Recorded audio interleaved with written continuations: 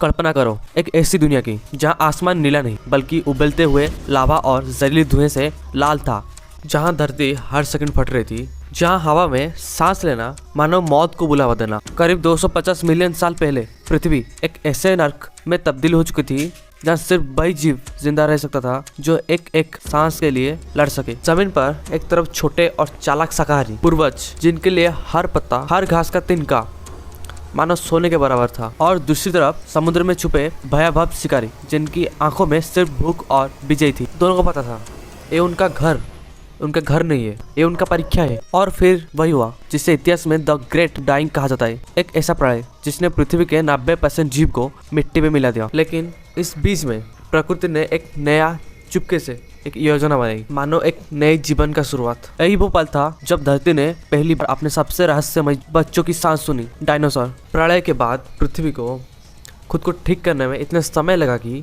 जितना इंसान को बंदर से इंसान बनने में उतना लगा। समुद्र उबल रहे थे, ग्रीन हाउस गैस आसमान को जला रही थी, धरती इतनी गर्मी थी कि इतिहास में कभी भी इतना तापमान दर्ज नहीं हुआ था। खुद को बचाने के लिए पेड़ों ने भी खुद को बदल दिया, ऊंचे पतले और सुई वाले उनका जो पत्ता था। इस तरह से जंगल पैदा हुए ताकि जितने भी पानी था वो थोड़ा सा कम खर्च हो, क्योंकि उस टाइम में पानी कम था। धीरे धीरे धरती फिर से एक हरा भरा स्वर्ग बन गया, और इस स्वर्ग में सबसे पहले एकदम रहे हम मैमल्स के नन्हे नन्हे पूर्वज ने, चूहे जैसे छोटे डरपोक लेकिन बेहद बुद्धिमान जीव। जब मौसम थोड़ा सा स्थिर हुआ तो प्रकृति ने 2 खिलाड़ियों को जन्म दिया। नंबर 1 आर्कोसर्स, तेज नियम रणनीतिक। नंबर 2 है साइनैप्सिड, जो है बहुत ज़्यादा मजबूत, जिद्दी और कच्ची ताकत वाले। ये बहुत ज़्यादा ताकत होते हैं। मैं आपको फोटो साइड में लगा दूँ। शुरू में जीत थी साइनैप्सिड की थी, वो बड़े थे, भारी थे और ज़मीन पर राज कर रहे थे। लेकिन यहाँ पे एक ट्विस्ट था, प्रकृति का नियम थोड़ा सा अलग था। जो समय के साथ बदलता है वो ही जीवित रहता है।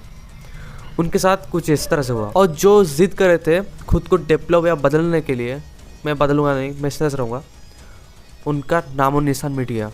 सिनोस्पिडस बदलने से इनकार कर बैठे और धीरे धीरे खत्म हो गए।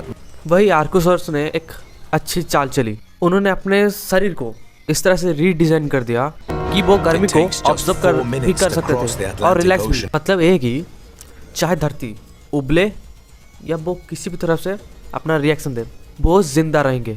लेकिन जमीन पर पहुंचने के बाद आर्कोसर्स ने समुद्र में कदम रखा, और वहां उनका सामना हुआ ऐसे राक्षस से जिनकी भूख किसी से ना मिटे।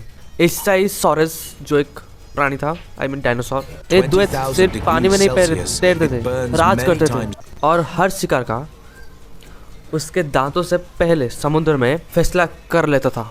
धीरे धीरे समुद्र में पुराने शिकारी मिटने लगे और उच्चसौर समुद्र के बादशाह बन गए। धरती पर भी हालत अलग नहीं था, क्योंकि 70% जो जितने भी प्रजाति बहुत ज़्यादा गायब हो गए।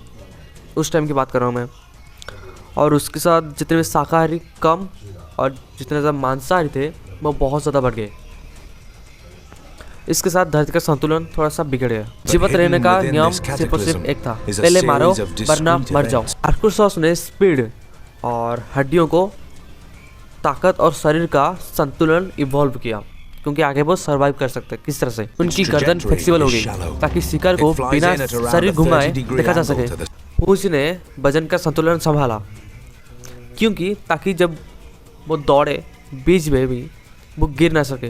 धीरे धीरे वही जीव पहले डायनासोर कहलाए।